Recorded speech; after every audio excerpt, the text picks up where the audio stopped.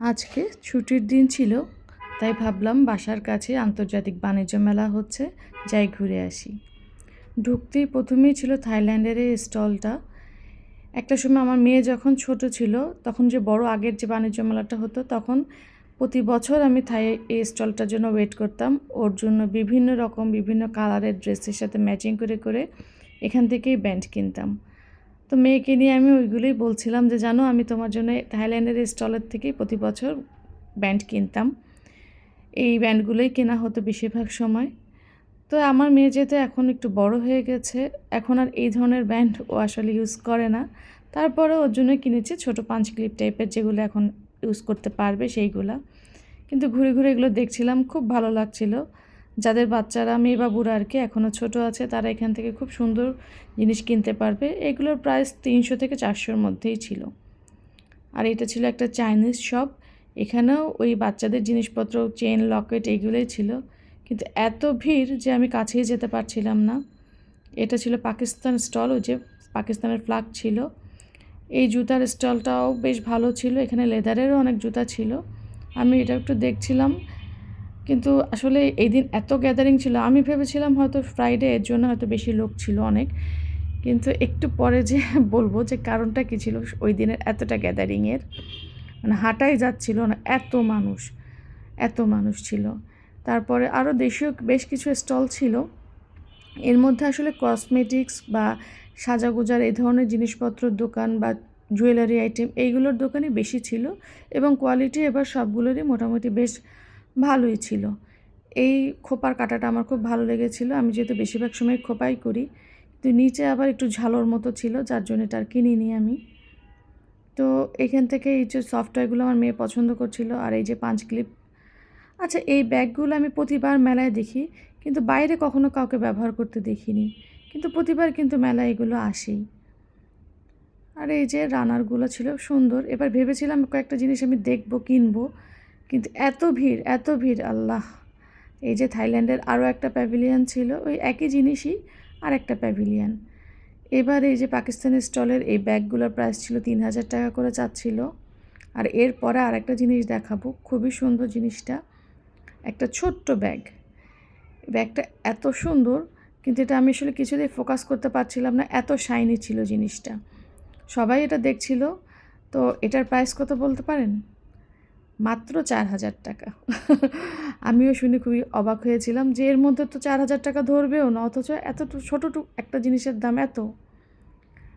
তারপরে যে ব্রুস ছিল বিভিন্ন টাইপের, এগুলো সবই 250 থেকে 300 টাকার মধ্যে ছিল। এবারে এই মেটালের ব্রুসগুলো দেখলাম প্রত্যেকটা স্টলে এসেছে, এগুলো বেশ মজবুত ছিল, 250 টাকা করে চাচ্ছিল ওনারা। আচ্ছা, এখানে কিন্তু সব দোকানেই মোটামুটি একটু বার্গেনিং চলেই, মানে 50 টাকা 100 টাকা ওনারা আসলে ডিসকাউন্ট করে। এবং এইগুলো ছিল বিভিন্ন অনলাইন শপের দোকান আর কি। এটা ছিল আমাদের দেশীয় লেদারের একটা দোকান। এখানে ছেলেদের অনেক আইটেম ছিল, মহিলাদের আসলে তেমন কিছু আমি দেখিনি। ব্যাগ বা বেল্ট এই ধরনের জিনিসই ছিল। আর এই রিবানার এই স্টলটা তো প্রতিবারের মধ্যে একটু ডিফারেন্ট হয়, সুন্দর করে এদের ডেকোরেশনটা থাকে। এবারও তার ব্যতিক্রম ছিল না, খুব সুন্দরভাবে তারা তাদের প্রোডাক্টগুলো শো করেছিল। আর এখানে ছিল কিছু ঘর সাজানোর জিনিসপত্র। আর এবার ছিল প্রচুর খাবারের দোকান, প্রচুর। এই যে আরও ওই একই ধরনেরই জিনিস, ব্রুস, এটা সেটা, এইগুলোই ছিল। আমি খুঁজছিলাম কয়েকটা জিনিস, কিন্তু আসলে এত গ্যাদারিংয়ের মধ্যে আর দেখতে ভালো লাগছিল না। ভিতরে এসি থাকলেও এসি আসলে কাজ করছিল না, এত গরম ছিল। এরপর দেখতে দেখতে আরেকটা স্টলে গেলাম, এটা হলো পাটের জিনিসপত্র আর কি, আমাদের দেশীয় প্রোডাক্ট। এই স্টলটাতে ভিড় আসলে ছিলই না। আর এর পাশেই ছিল একটা মাটির দোকান, মাটির মানে অরিজিনাল বাংলাদেশের মেলাতে যে ধরনের জিনিস পাওয়া যায় সেই ধরনেরই একটা স্টল ছিল এইটা। এরপর আর গরম সহ্য করতে না পেরে আমরা বের হয়ে চলে আসি বাইরে। বাইরে এসে দেখি হায় রে হায়, এত ভিড়, এত মিডিয়া, লোকজন, মানে প্রচণ্ড অবস্থা খারাপ। অলরেডি তখন ঝড় শুরু হয়ে যাচ্ছে, প্রচণ্ড বাতাস। আমার হাজব্যান্ড আর আমার ছেলে যেহেতু ভেতরে ঢুকিনি, কারণ ওরা এটা আসলে পছন্দ করে না ভেতরের গ্যাদারিংটা। ছেলে এখানে যে বাইরের এই রাইডগুলো এনজয় করছিল। তো আমার হাজব্যান্ড বললো যে আজকে নাকি এখানে কোনো একটা প্রোগ্রাম আছে, যেটা আমি তো আসলে জানতাম না, পরে বুঝলাম আচ্ছা এই জন্য এখানে এত ভিড় আজকে। যেহেতু এটা আমার বাসা থেকে মাত্র 15-20 মিনিটের দূরত্বে, সো যে কোনো প্রোগ্রামে আসলে আমাদের এখানে অ্যাটেন্ড করা হয়, কিন্তু আমি কখনোই এত গ্যাদারিং কখনো পাইনি এবারের মতো। বাইরে প্রচুর ফুড কোর্ট, বাচ্চারা খেলছে, খাবার দোকান, মানে প্রচুর ভিড়। আর ওই সময়টা তো ঝড় শুরু হয়ে গেল, প্রচুর বালি। ছবিতে বোঝা যাচ্ছে কিনা আমি ঠিক বোঝাতে পারছি না, কিন্তু মানে খুবই খারাপ অবস্থা ছিল। আমরা তখন তাড়াতাড়ি বাসায় চলে আসবে এই চিন্তা করছি, কখন ঝড় শুরু হয়ে গেলে বিপদে পড়ে যাব। তারপর আমি একটু চারপাশটা ঘুরে ঘুরে দেখছিলাম, কারণ এতটা জমজমাট আসলে হয় না সাধারণত। এর মধ্যে হঠাৎ করে পাশ থেকে কে যেন চিল্লায় বলে উঠলো, অপু বিশ্বাস আসছে, অপু বিশ্বাস আসছে। তখন বুঝলাম আচ্ছা, তার মানে এখনই সবাই আসা শুরু হবে, বা হয়তো অনেকেই এসে গেছেন, যার জন্য এই অবস্থা এখন। এই যে দেখেন সব ধুলাবালি উঠছিল। বাচ্চারা একটু কিছু খেতে চাচ্ছিল, কিন্তু এত বালি এত ধুলার মধ্যে আসলে আমার কোনো কিছু খাওয়ার রুচি তো হয়নি।